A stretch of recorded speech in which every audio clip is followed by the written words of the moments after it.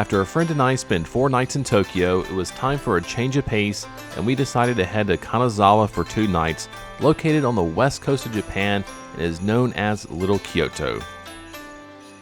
We took the bullet train from Tokyo to Kanazawa, and it took a little over 3 hours to make it from our capsule hotel in Shibuya to Kanazawa Station.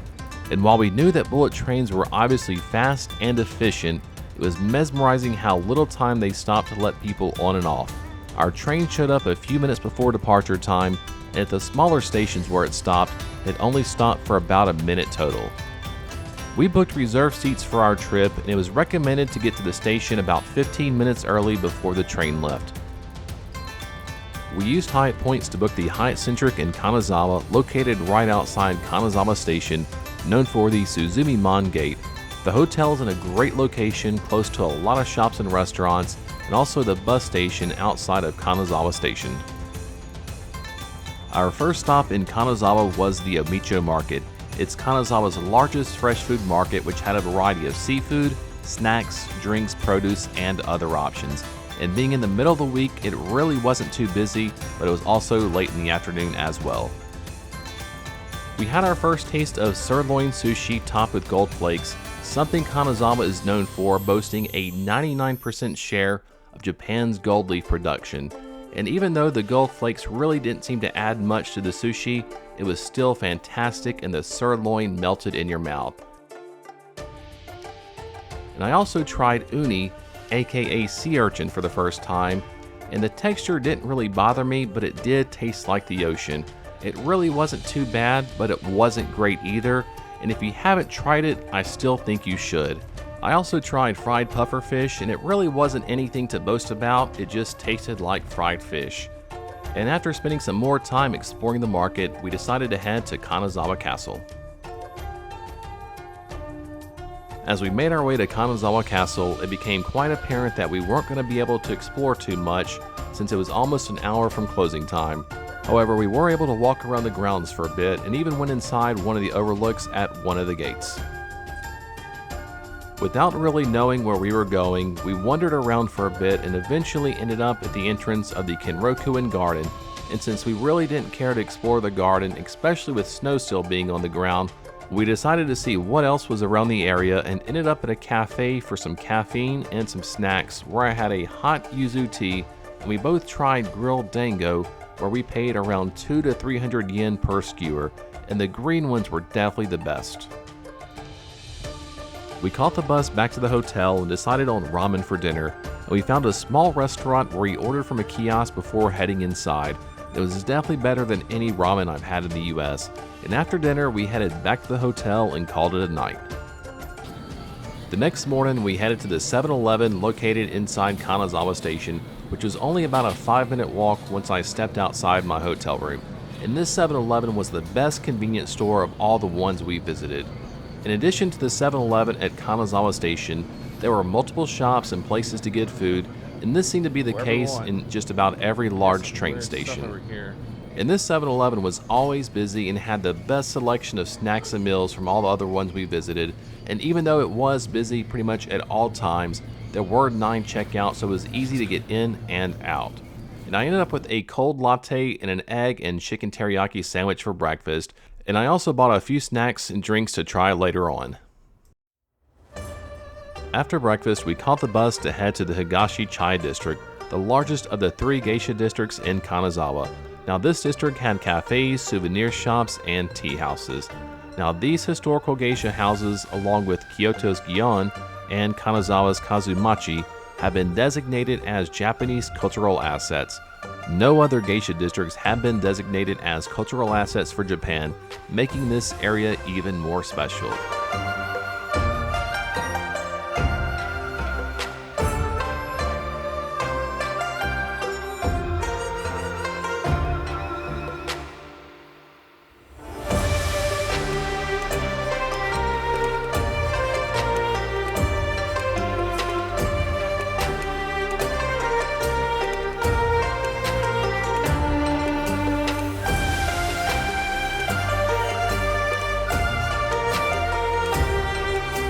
You can also visit a geisha house that's over 200 years old for free, You'll just need to take off your shoes when exploring inside the house. And the house is definitely smaller than what most people are used to in the US, but you really get a feel of how people lived over 200 years ago in the 1800s.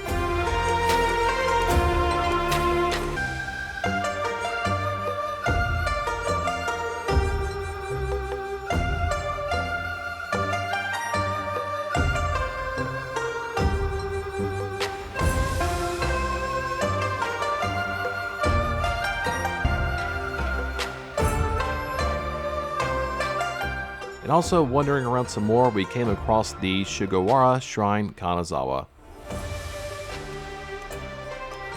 And the district is also right next to the Asano River, one of two rivers flowing through Kanazawa.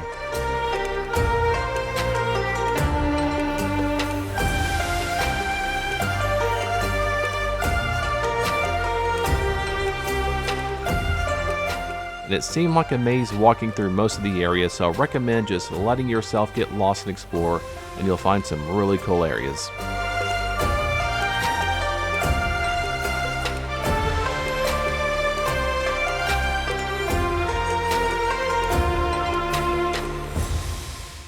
After purchasing some souvenirs, we walked across the bridge to the Kazamachi Chai district, and it was a little too early for some of the places to be open, and we were getting pretty hungry, so we looked for a place to get lunch nearby.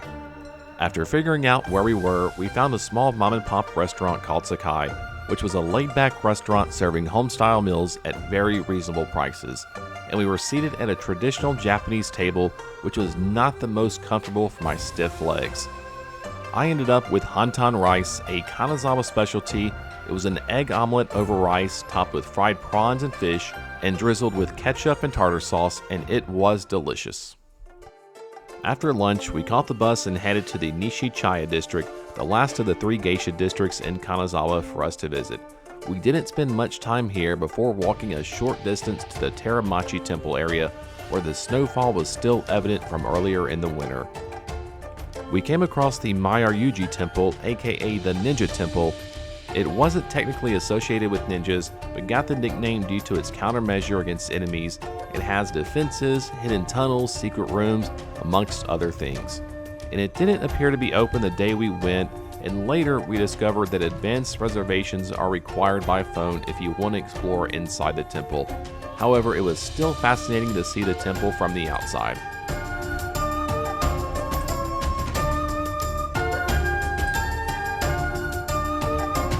Since it was well into the afternoon, it was time for a caffeine break at room Icca, where I ended up with green tea using a traditional Japanese teapot.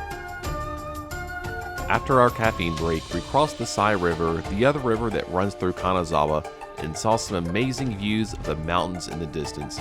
And just across the river from the Nishichaya district is the Karamachi area, which is basically the downtown area of Kanazawa with clubs, restaurants, bars, and shops.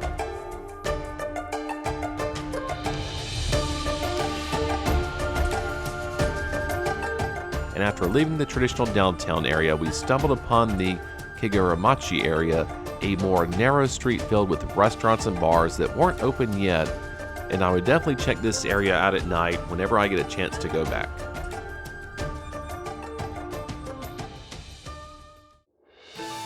About a quarter of a mile from the Kiguramachi area is the Nagamachi district, also known as the Samurai district, where samurai and their families used to live a long time ago. And this area has pretty much been left intact, escaping both fires and World War II bombings. And around the Nagamachi district, there are some small restaurants, some museums, and even some souvenir shops. And one thing we noticed here and in other parts of Kanazawa is that some of the shops and the cafes around some of the tourist sites aren't open too long during the day. About a kilometer from the Samurai district is the Amaya Shrine, built in 1599.